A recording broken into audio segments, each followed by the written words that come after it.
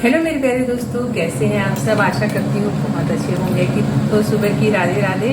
और सुबह उठ गई हूँ और जल्दी जल्दी काम शुरू कर दिए हैं क्योंकि आज आने वाले हैं कोई गेस्ट और वो गेस्ट है बहुत स्पेशल।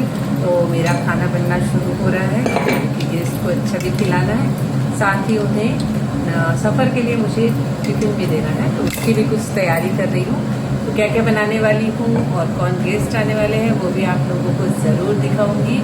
और तो बने रहिए मेरे साथ। दोस्तों, आपको पता ही है मेरे घर अक्सर मेहमान आते ही रहते हैं और उन्हें अच्छा अच्छा खिलाना मुझे बहुत ज़्यादा पसंद है। तो आज मैं बनाने वाली हूँ, मेरे पास रखे थे कुछ करेले, तो मैंने सोचा क्यों ना भरवा करेला बनाया जाए क्योंकि वो सभी को बहुत अच्छा लगता है।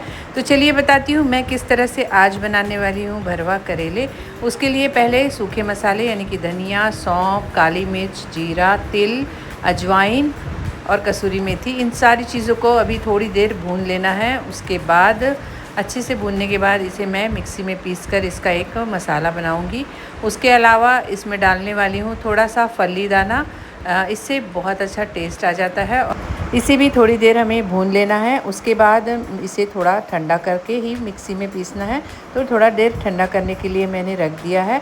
अब मिक्सी के पॉट में मैं ले रही हूँ थोड़ा सा आमचूर का पाउडर और साथ ही 1 चम्मच शक्कर। इससे बहुत ही अच्छा खट्टा मीठा सा टेस्ट आता है। और जो भी मसाले मैंने भुने थे इन सारी चीज़ों को अच्छी तरह मिक्सी में पीसकर एक मसाला तैयार हो जाएगा। साथ ही करेले के छिलके पूरे निकाल दिए हैं और नमक लगाकर रख दिया था जिससे कि इसका पूरा कड़वापन ख़त्म हो जाए। और अब बीच से चीरा लगा के रख दे रही हूँ। अब इसमें हम किसी भी तरह से अंदर मसाला भर सकते हैं। मैंने करेले में मसाले भरकर रख दिए हैं। 2-3 आलू भी काटे हैं और उसमें भी थोड़ा थोड़ा मसाला डाल के रख रही हूँ। किसी किसी को आलू पसंद है वो आलू खा लेगा। तो कढ़ाई में ले लिया है थोड़ा 2 चम्मच तेल, यानी कि थोड़ा ज़्यादा तेल लिया है मैंने क्योंकि इसे पकाने के लिए तेल थोड़ा ज़्यादा चाहिए। तेल जब गर्म हो जाए तो राई और जीरा डाल देना है। उसके बाद ढेर सारी हींग, क्योंकि हींग से बहुत अच्छा फ्लेवर आता है। और अब भरे हुए करेलों को मैं इस तरह से कढ़ाई में डाल दे रही हूँ और अब इसे हमें अच्छी तरह से ढककर पकाना है, बिल्कुल धीमी आंच पर, क्योंकि जब तक करेले अच्छे ब्राउन नहीं हो जाते तब तक मज़ा ही नहीं आएगा। और एक तरफ मैंने 2 आलू भी ले लिए हैं, उसे बीच से कट कर दिया है और उसमें भी थोड़ा सा मसाला डाल दिया है क्योंकि भरवा आलू भी बहुत अच्छा लगता है। अब इसे ढककर उलट पुलट के हमें पकाना है, बिल्कुल धीमी आंच पर। थोड़ा समय ज़्यादा लगता है लेकिन अच्छे से ब्राउन होने के बाद ही करेले अच्छे लगते हैं। अब एक और सब्ज़ी मुझे बनानी है। जैसा कि मेरे गेस्ट 2-3 घंटे में चले जाएंगे तो उनके टिफ़िन के लिए भी मुझे सब्ज़ी बनानी है। तो आलू की सब्ज़ी सबसे बेस्ट होती है टिफ़िन के लिए, जो खाने में भी अच्छी लगती है और काफ़ी देर तक अच्छी भी रहती है। तो मैंने कढ़ाई में ले लिया तेल, साथ ही डाल रही हूँ थोड़ा सा जीरा, थोड़ा सा करी पत्ता, हींग और डाल रही हूँ राई। अब इसे होने के बाद मैंने आलू काट कर रख लिए थे, अब इसे भी फ्राई कर लूँगी और इसे ढककर अच्छे से भुजिया जैसे बना लूँगी। तो एक तरफ मेरी टिफ़िन की आलू की सब्ज़ी हो जाएगी और एक तरफ करेला। मेरा दाल चावल बन ही गया था। अब मैं बनाने वाली हूँ कुछ पराठे और कुछ रोटियाँ। घर में खाना खाएंगे तो हम रोटी खाएंगे और टिफ़िन के लिए मैं बनाने वाली हूँ पराठे। इस तरह से पूरा खाना मैं जल्दी ही बनाकर कंप्लीट कर दूँगी जिससे कि मेहमानों को थोड़ा समय भी दे सकूँ और फिर उनके पास समय भी थोड़ा कम है तो खाने का काम सबसे पहले बनाकर रख दे रही हूँ। बन गई है टिफ़िन के लिए आलू की सब्ज़ी और ये है मेरे भरवा करेले, बहुत ही टेस्टी लगने वाले। इधर बन गए हैं पराठा, रोटी और दाल और चावल।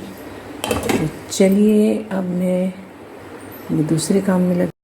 जैसे ही खाना कंप्लीट हुआ घर में आ गए हैं मेहमान, यानी कि मेरे नन्हे मुन्ने भतीजे। भैया भाभी को जाना था नागपुर और उनकी ट्रेन थी 4 घंटे लेट, तो बस घर आ गए और घर में खाना खाया और टिफ़िन पैक किया और काफ़ी ज़्यादा लेट हो रहे थे इसलिए हमने थोड़ा ही समय बिताया बच्चों के साथ और फिर वो लोग निकल गए। ये बच्चे मेरे बहुत ही दिल के करीब है, जब भी आते हैं बहुत ज़्यादा अच्छा लगता है। इस बार थोड़े कम समय के लिए आए थे तो बस उनके साथ थोड़ा समय बिताया, खाना खाया और फिर उनके जाने की बारी आ गई। और आज शाम को थी मेरी किटी पार्टी, तो इस तरह बज गए थे करीबन 3 और मुझे करनी थी शाम की कुछ तैयारियां भी। बाय बाय नमन दादा। दोस्तों, बज रहे हैं 3:30 और आज है मेरी किटी पार्टी जहाँ पर हम सारी फ्रेंड्स कॉलोनी की एंजॉय करेंगे। तो उसके लिए रेडी हो जाती हूँ। गेस्ट चले गए हैं, किचन को अच्छी तरह समेट ली हूँ और अब रेडी होने जा रही हूँ। तो हम किटी पार्टी में क्या क्या करेंगे और कैसे एंजॉय करेंगे, वो सारी चीज़ें आज आप लोगों के साथ शेयर करूँगी। और हमें तो बहुत मज़ा आता है क्योंकि घर के रोज़मर्रा काम तो चलते ही रहते हैं, लेकिन महीने में एक बार या 2 बार, मैं 2 बार जाती हूँ। तो इस किटी में जो हम सारी सहेलियाँ मिलकर एंजॉय करते हैं, उसका एक अलग ही एनर्जी लेवल होता है। कितनी एनर्जी मिल जाती है इन सब चीज़ों के साथ। चलिए बने रहिए, देखिए फिर क्या क्या करते हैं हम, आप लोगों को ज़रूर बताऊँगी।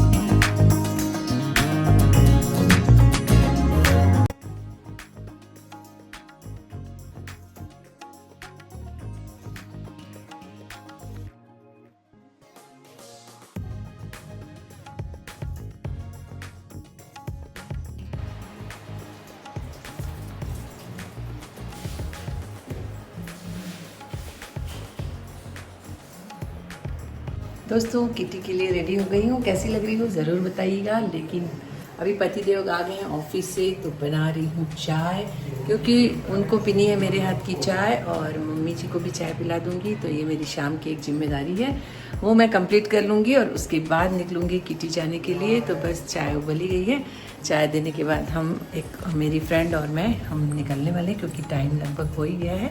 लेकिन हाँ, पहले तो घर की जिम्मेदारी है। तो ठीक है, मिलते हैं फिर किटी के एंजॉय में, बताऊंगी क्या क्या किया हम सब ने। सारे कॉलोनी की फ्रेंड्स हम सब पहुंच गए हैं रेस्टोरेंट में और वहां जाकर होती है हमारी खूब सारी मस्तियां, क्योंकि महीने में एक बार हम सारे लोग मिलते हैं, खूब सारी गॉसिप करते हैं, अच्छे अच्छे स्नैक्स खाते हैं और खेलते हैं बहुत सारे गेम।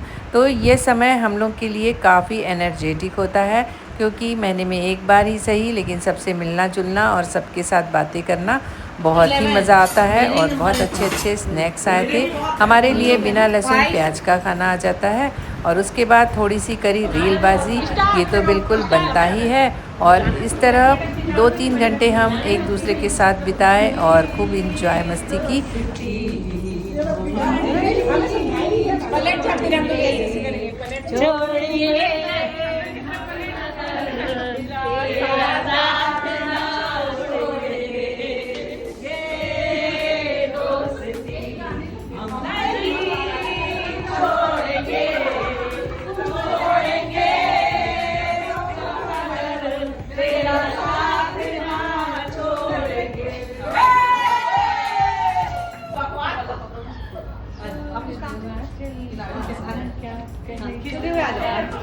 छोड़ो मत कांचल, छोड़ना नहीं, पकड़े रहना, अपना हाथ भी पकड़े रहना।